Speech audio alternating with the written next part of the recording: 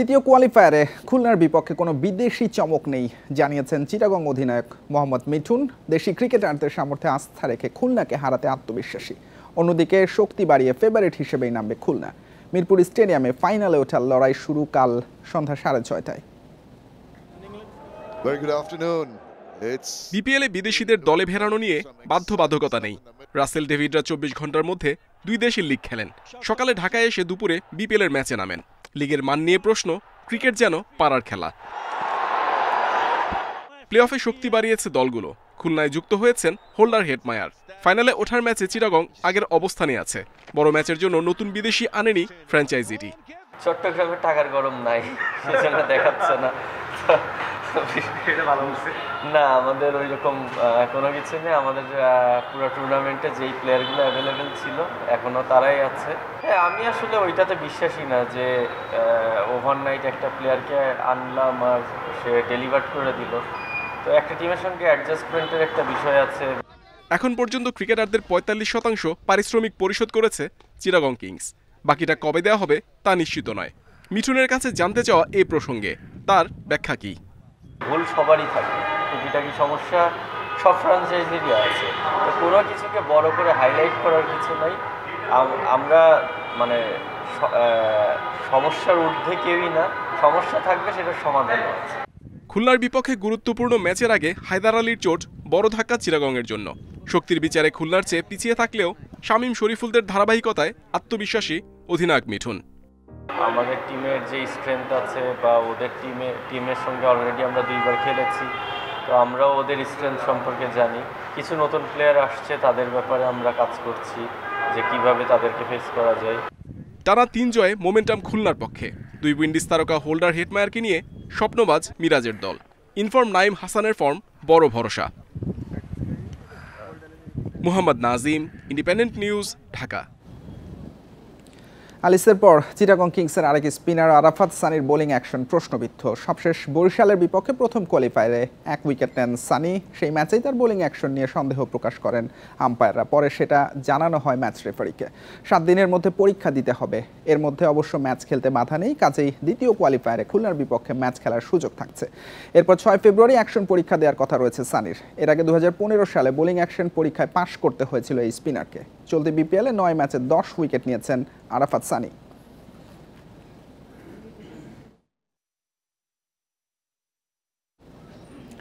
ধারাবাহিক পারফরমেন্সে ফাইনালে উঠে টানা দ্বিতীয় শিরোপায় চোখ ফরচুন বরিশালের। প্রতিপক্ষ কে হবে সেটা নিয়ে চিন্তিত নন দলটির চেয়ারম্যান মিজানুর রহমান। বলছেন, দীর্ঘদিন বিপিএল এর সাথে আছেন বলেই মাঠ আর মাঠের বাইরের কাজ সুন্দরভাবে করতে পেরেছেন।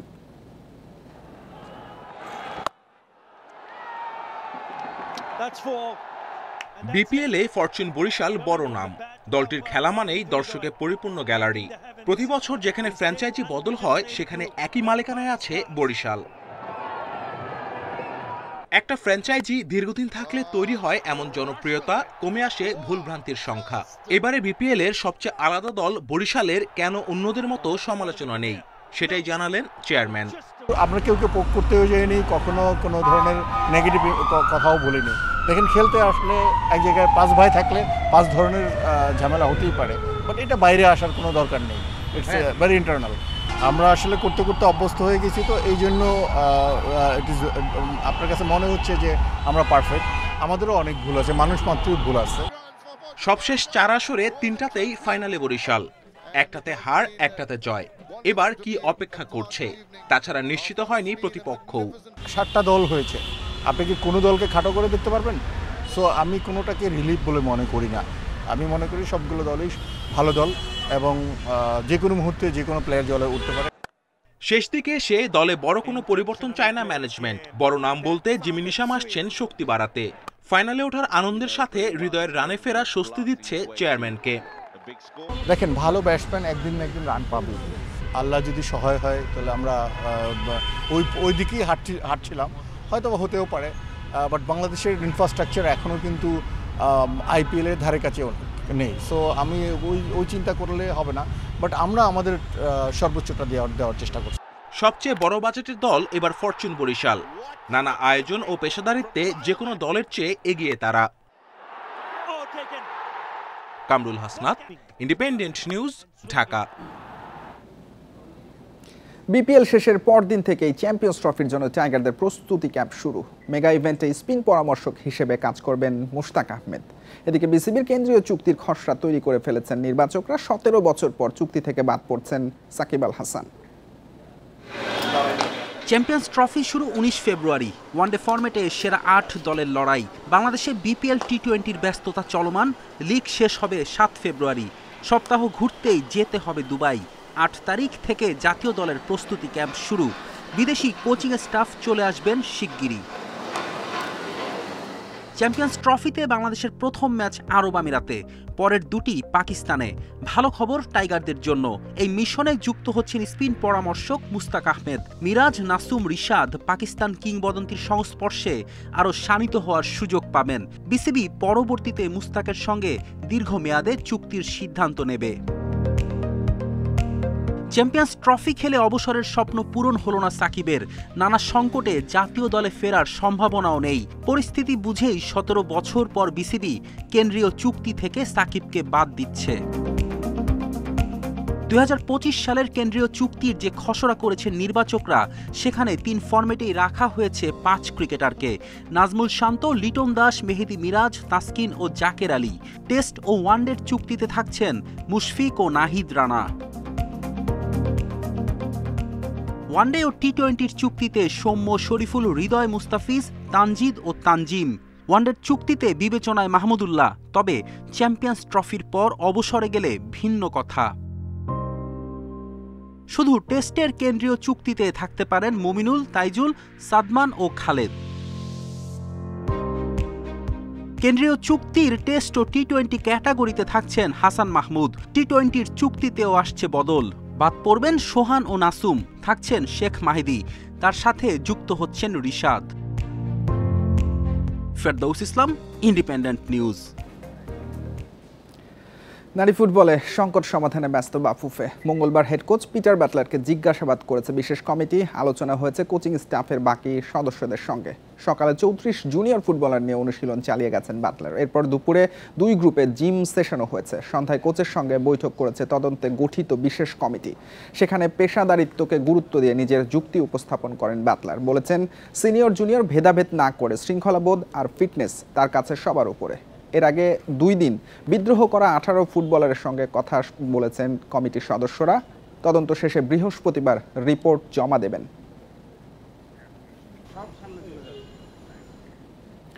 চলমান সংকটে সোশ্যাল মিডিয়ায় নারী ফুটবলাররা হেনস্থার শিকার হচ্ছেন। হত্যা ও ধর্ষণের হুমকি পেয়েছেন জাতীয় দলের জাপানি বংশোদ্ভূত ফুটবলার মাতসুসুমি সুমাইয়া। কোচ পিটার বাটলারকে সরানোর দাবিতে বিদ্রোহ করছে নারী দলের বেশ কয়েকজন সদস্য। তাদের মধ্যে অন্যতম সুমাইয়া মঙ্গলবার বিকেলে নিজের ফেসবুক পেজে পোস্ট দিয়ে হত্যা ও ধর্ষণের হুমকির অভিযোগ করেছেন। এমন অবস্থায় হতাশা ও শঙ্কা প্রকাশ করেন সাবজয়ী এই ফুটবলার। জানিয়েছেন মানসিকভাবে ভেঙে পড়েছেন এবং এই ট্রমা কিভাবে কাটিয়ে উঠবেন জানা নেই। এদিকে সুমাইয়ার পাশে থাকতে প্রয়োজনীয় পদক্ষেপ নেওয়ার কথা জানিয়ে বিবৃতি দিয়েছে বাফুফে।